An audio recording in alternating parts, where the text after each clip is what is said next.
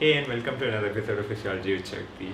Now last time out we had done a video in trying to understand how body fluid compartments are formed and we saw the various proportions that are there.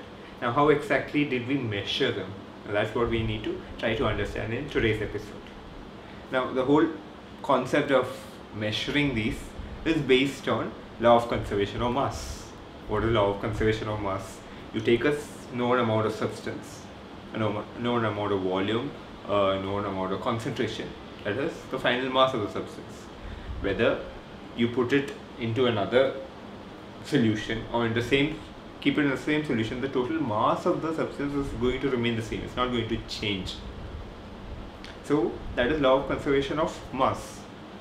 So if, for example, we take a known volume and a known concentration of a substance, we take a known volume and a known concentration of a substance in a syringe.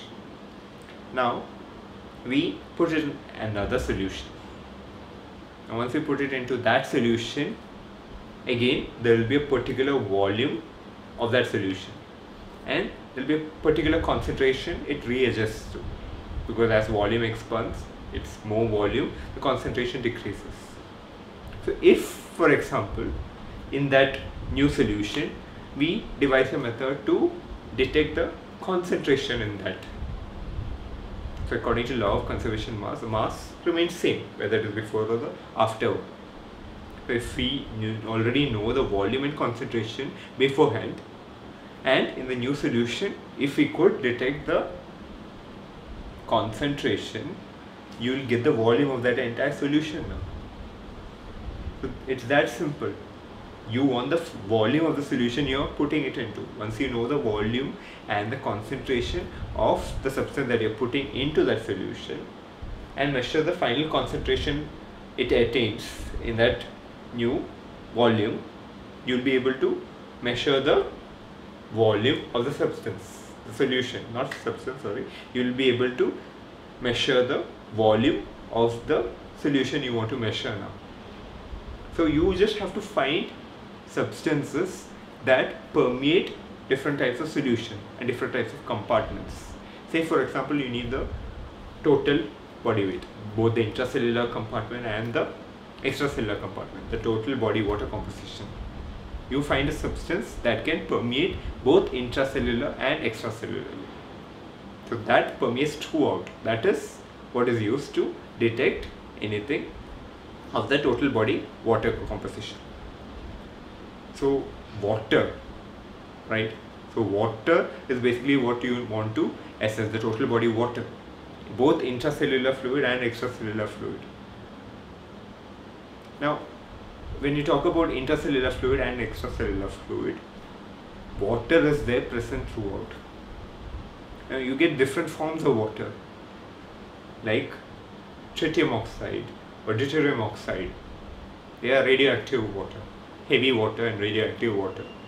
Now this, if you take a known volume of that, a known concentration of that, and put it such that it spreads throughout in both the ACF and ICF, because it is water. And finally, by spectrometric method, we can measure the concentration of that. You finally get the volume that both your extracellular fluid and intracellular fluid, that is the total body composition, has.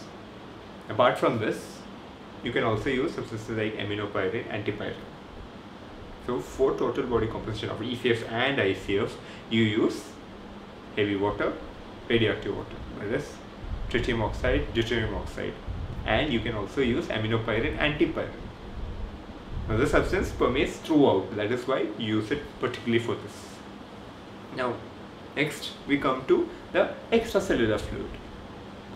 So you need something that permeates throughout the extracellular fluid, and if you want something to measure the volume of the plasma alone, you need some substance that can be present only in plasma, does not cross the capillary and reach the interstitial fluid. Now when we want only extracellular fluid, you want a substance that is present in the plasma, that permeates into the interstitial fluid, but does not cross the cell membrane to go inside the cell. Now when we talk about the plasma, again, we need substances that stay within the plasma, does not cross the capillary and reach the interstitial fluid, nor does it reach into the intracellular fluid. So can you think of something that stays in the plasma?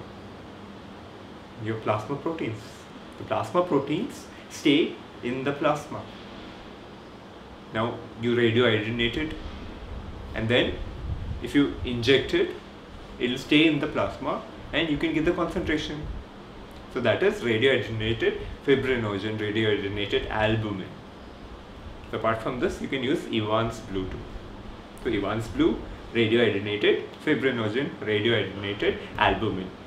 You put these things, a known volume and concentration, into the blood, and later when you measure it, you get the concentration along the plasma, and from that you can calculate the volume in the plasma. Now similarly, if you want the entire extracellular fluid, you need some substance that present in the plasma permeates into the interstitial fluid as well.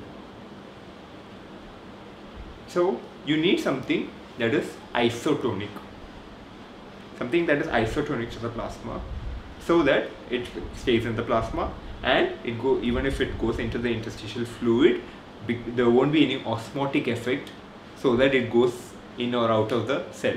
So you to take some isotonic solutions like sucrose, mannitol, inulin.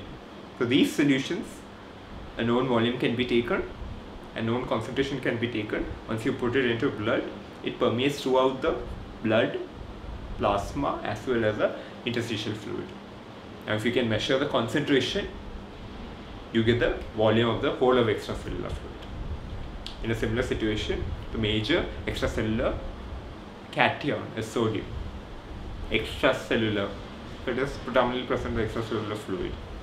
Now you radiohydrogenate it. So sodium thiosulfate, radiohydrogenated sodium, right? Sodium 22. So this again, in a similar way, will help you detect the extracellular fluid. Now we've done total fluid, that is your intercellular, extracellular together, because heavy water, deuterium oxide, tritium oxide permeates throughout. We also done your extracellular fluid, it permeates both the interstitial as well as the plasma. Now we also done with substances that go through your plasma alone. Now next question is, what is remaining is your interstitial fluid alone and your intracellular fluid alone. Now just imagine, there are a lot of cells in the body. You don't have any substance that specifically goes into the cell alone without permeating, without permeating somewhere else. So it's hard to find that. If you do something like PET scan, you can still do that only by metabolically active tissues. In cancer, for example, in metabolically active tissues, you can use fluorodeoxyglucose and make it absorb into the cell and then measure them. But what about the other cells? It's very hard to measure all the, that there are trillions of cells in the body. You can't measure all the cells, the intracellular fluid compartment. Very difficult. So now that we already have total compartment fluid, and then you also have extracellular, you can simply obtain your intracellular fluid compartment by subtracting it. And in a similar way, once you have the total extracellular fluid and you have the plasma value, from that you can subtract and get the value of your interstitial fluid. So that's it for today's episode. Thank you. If you like the video, if you like the content, please do share, subscribe and drop a like. Thank you.